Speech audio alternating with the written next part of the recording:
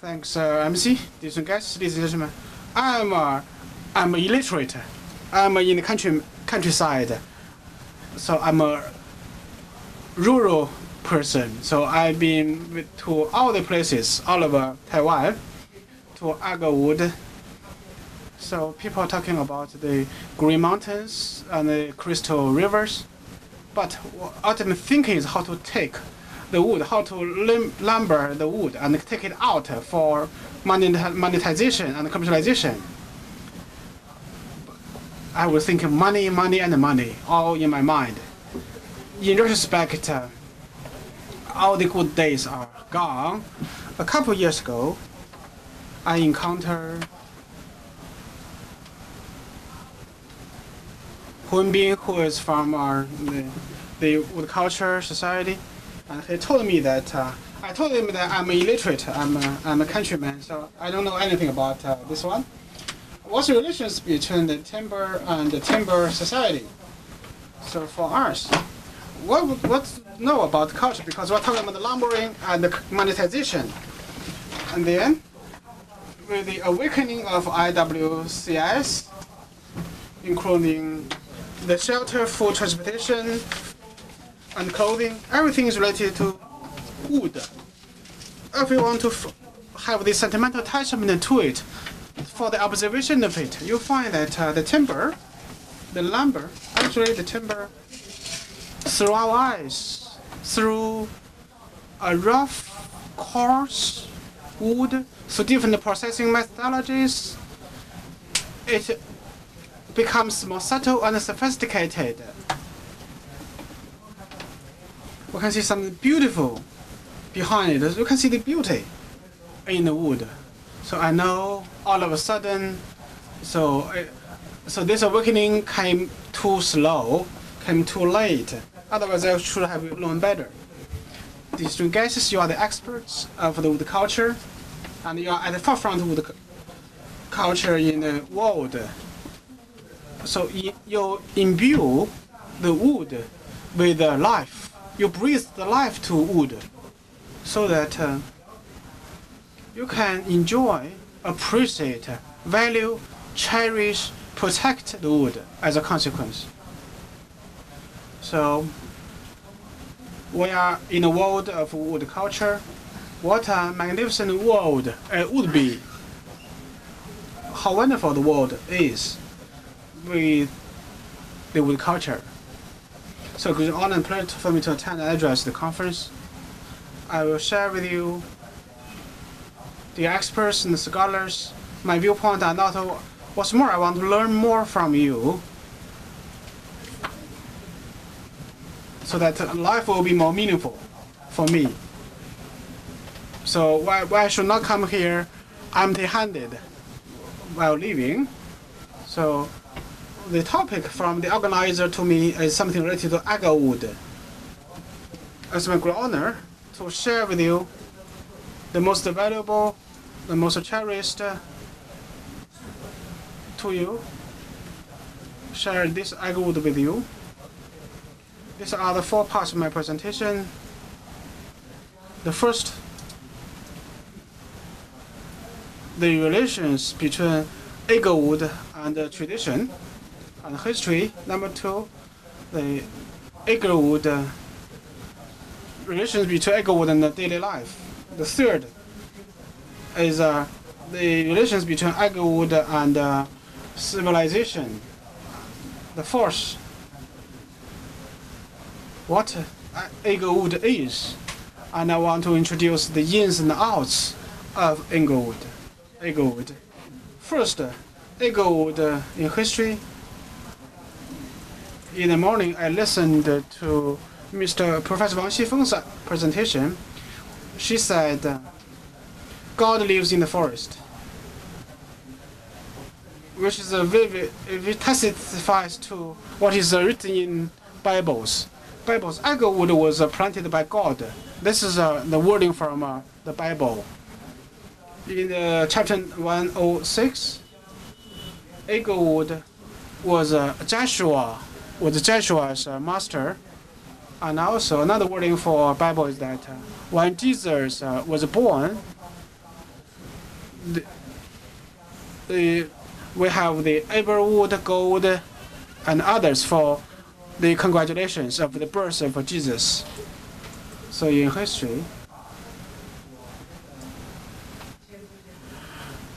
prophecies, the prophets like Jesus and other deities, they mentioned Agarwood on different occasions. So what on earth Agarwood is, I would like to share with you the ins and outs of it in the first part of my presentation. Talking about the Muslim, according to Muslim,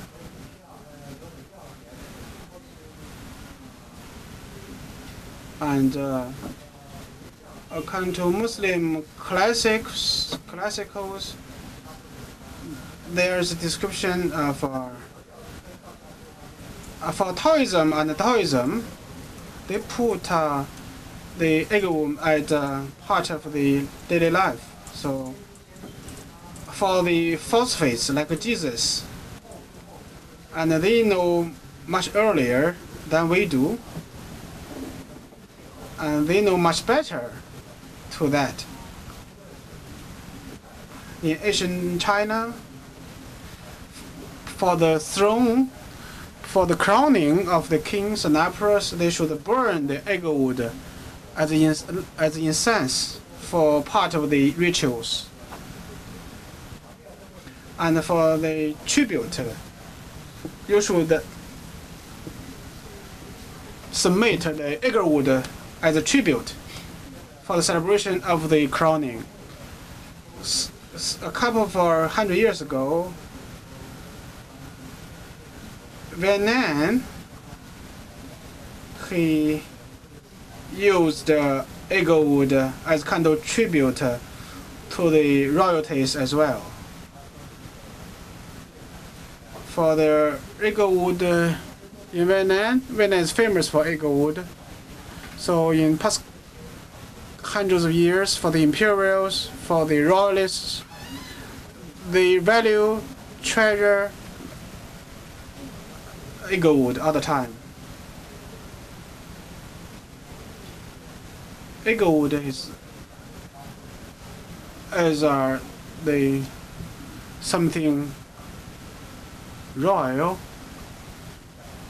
and magnificent. Early in the morning, the chairman mentioned the greed of human being to the society. So human being as a destroyer of the whole nature. Agarwood is even worse. For the warriors in Japan, they may have the duel. They may have a feud. They may fight each other for the ownership of Agarwood. So we have some regretful history related to Agarwood. Agarwood is a good thing on the one hand, and other people out for the ulterior motives try their best to grab it. During the Han Dynasty, during the Dynasty of Three Kingdoms, one of the one is Sun Quan. In the Wu Kingdom, he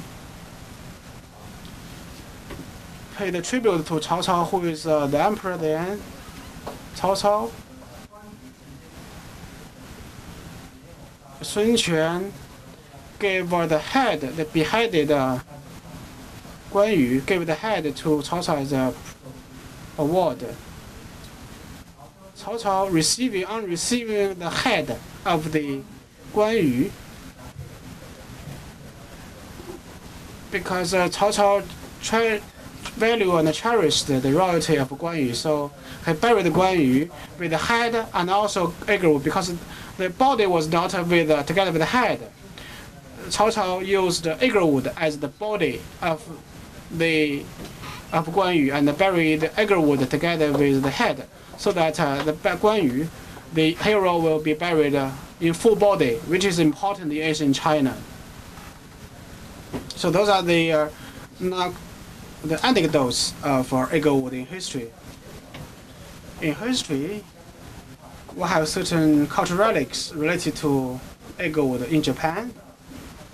In Japan, there's a famous minister in Japan. He treasured 2 famous Agarwood block. Before, in 1300 years ago, the Empress of Japan used Agarwood as the treasure, the mascot for the royal court. And with the passage of time, the weight of the Agarwood dwindles due to the weathering. Now the Agarwood was with us even today. The Agarwood will be really a worldly treasure because it's very big, it's gigantic and magnificent back then, 1300 years ago. Now there's still such a relic of the wood block. And also some royal and imperial families use Agarwood carved sculpture as a remembrance. Since 1,000 years ago until now, we have Agarwood bed, Agarwood pavilion, Agarwood Buddha, Agarwood the bracelets, etc., and also Agarwood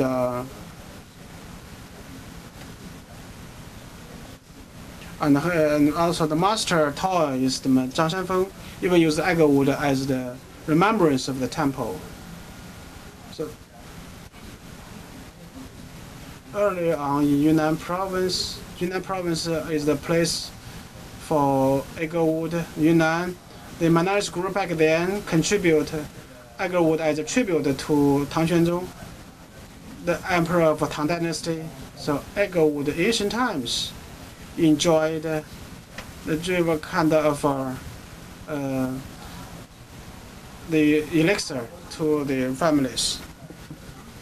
So those are recorded in the ancient literatures.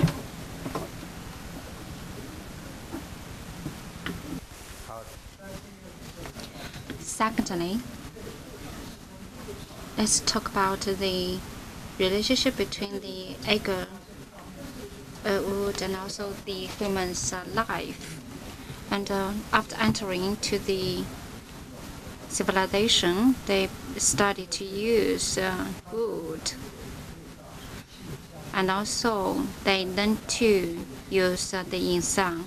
They want to pay tribute to the ancestors and the gods.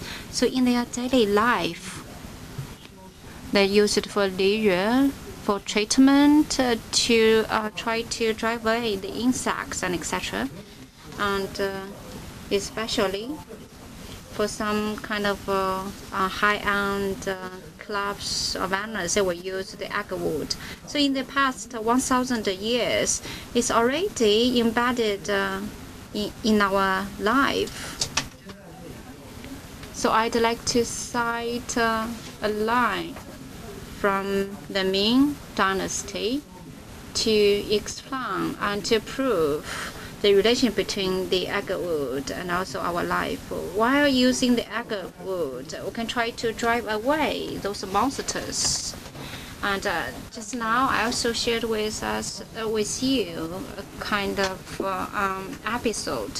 When I paid a visit to Thailand, in their acupuncture, I also found out that they also find this kind of perfume. They collect such kind of perfume or fragrance. So they have more than 20 elements in the Agarwood, in 3 categories: liquid, gases, and solids. For the gases, it will evaporate. In case of the heat, you'll try to release the smell. For such kind of elements, it is quite good. Try to purify the air. And in early times, Now we call it the bacteria, but in the past, people thought they were monsters. So we can use agarwood in this way. How? Agarwood can be good in sterilization or disinfection. When I paid a visit to Vietnam, in the mountainous areas, there was such kind of episode.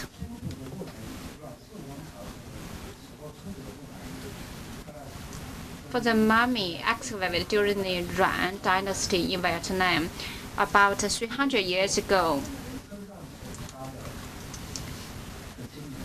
and they used the essence oil on the mummies.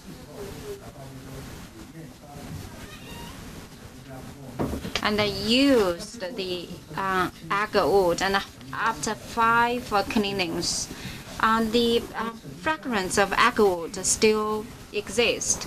So agarwood is good in disinfection because in those tropic or subtropic areas,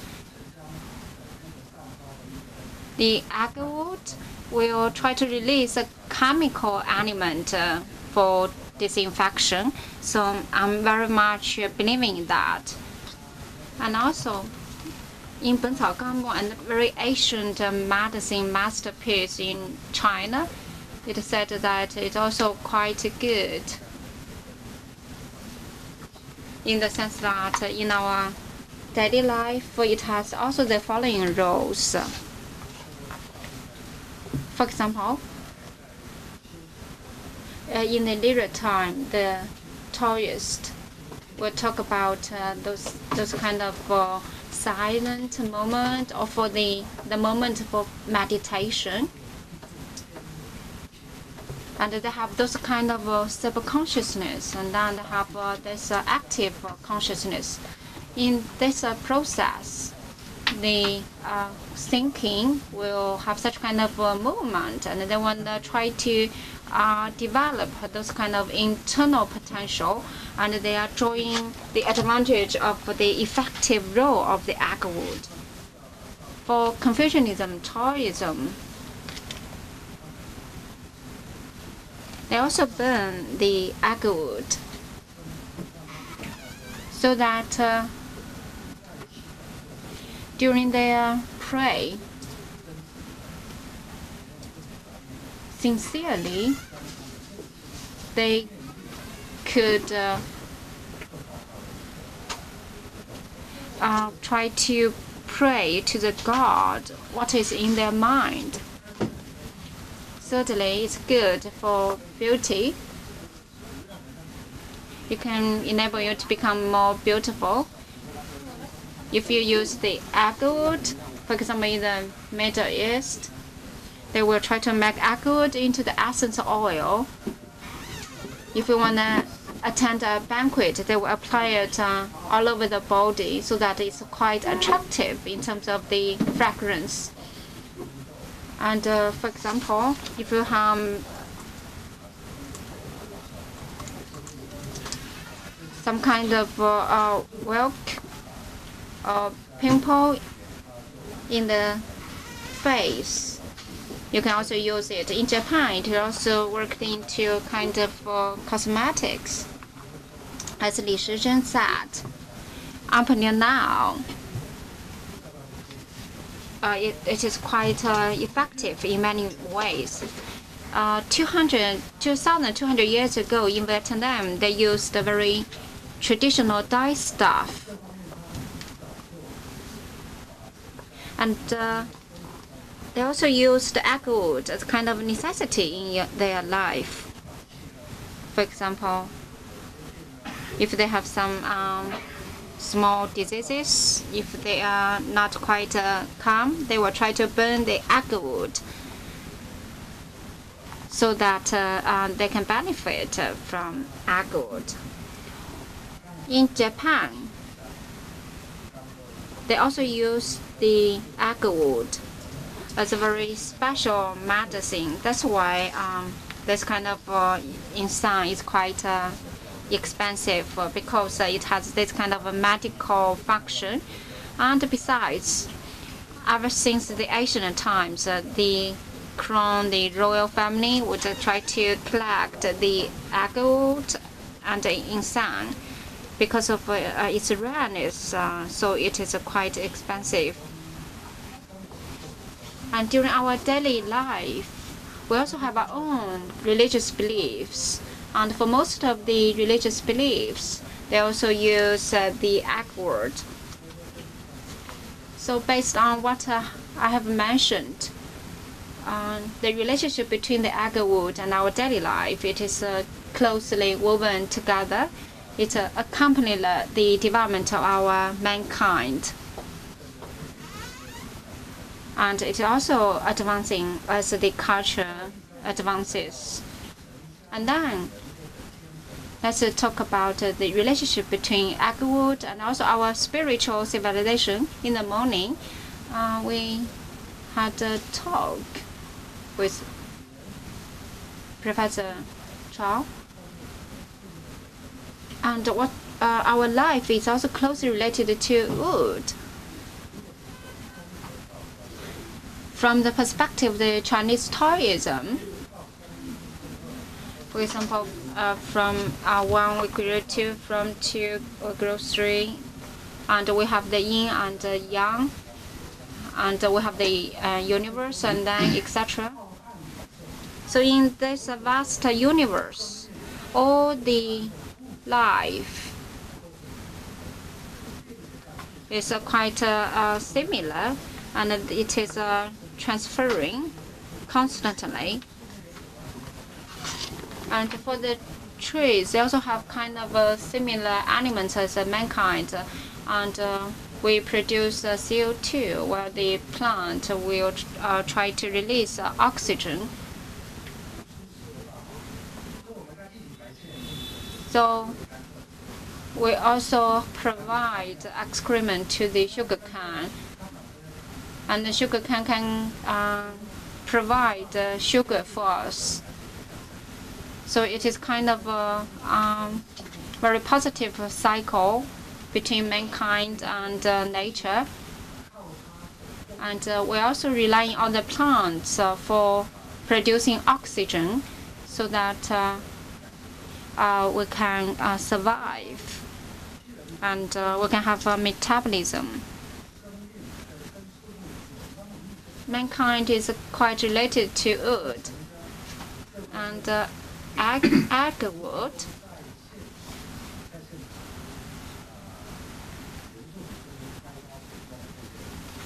especially with a lot of kind of legends relating to the agarwood. 3 minutes to go.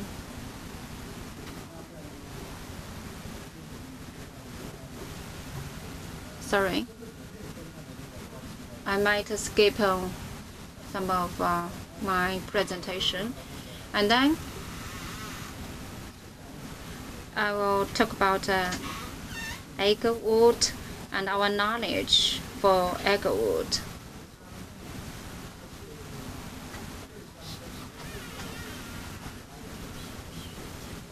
So we have 26, 28 types. So altogether, maybe more than 30 types.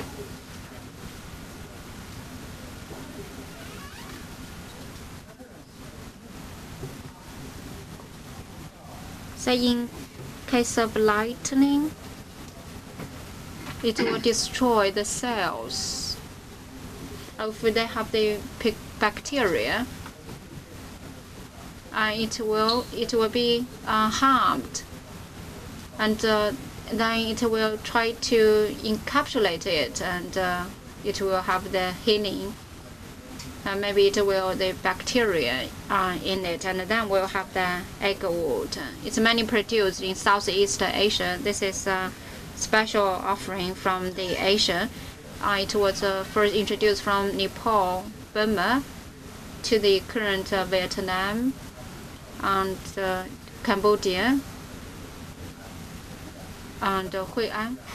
As for Malaysia, Indonesia, they also have the agarwood. So Agarwood also differs in quality and prices. So the prices might differ by hundreds of times. So we are almost running out of the natural agarwood. So 1 decade ago, we started to grow agarwood. But the question is how we can have the income from it. So in terms of crystallization or the paste, we have a very good practice. Maybe in 5 years, for those man-made artificial agarwood, they can replace all the natural agarwood. So for the interest of time of today, that's just my presentation. Sorry for taking your time. Thank you. Wish you in good health. Thanks, Mr. Xiao. We have the time for one question to Professor Xiao from the floor. Any question from the floor to Mr. Xiao? If there's no, let's move forward to the next. I have a question here. For agarwood, any classification to agarwood? We don't have the standard for the classification of our agarwood. I was thinking of considering the universally acknowledged classifications for agarwood. Just not touched upon the different qualities for agarwood. They are different in terms of price because of the quality difference. Last year, in Indonesia, we have international agarwood conference. People are talking about the classification of agarwood. Now, for the verification of agarwood, they use the word good. So how good it is? They just use a physical certification method.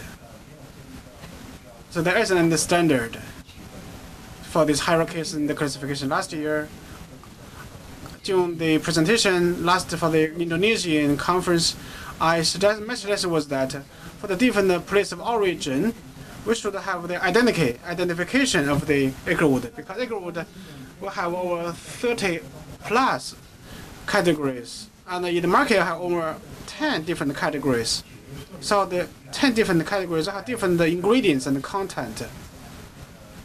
For the one from Vietnam and from the other part of the world, they are totally different. So we have to use a chemical test on top of physical test for the classification. Thank you. Now, floor is given to the second, Mr. Jiang.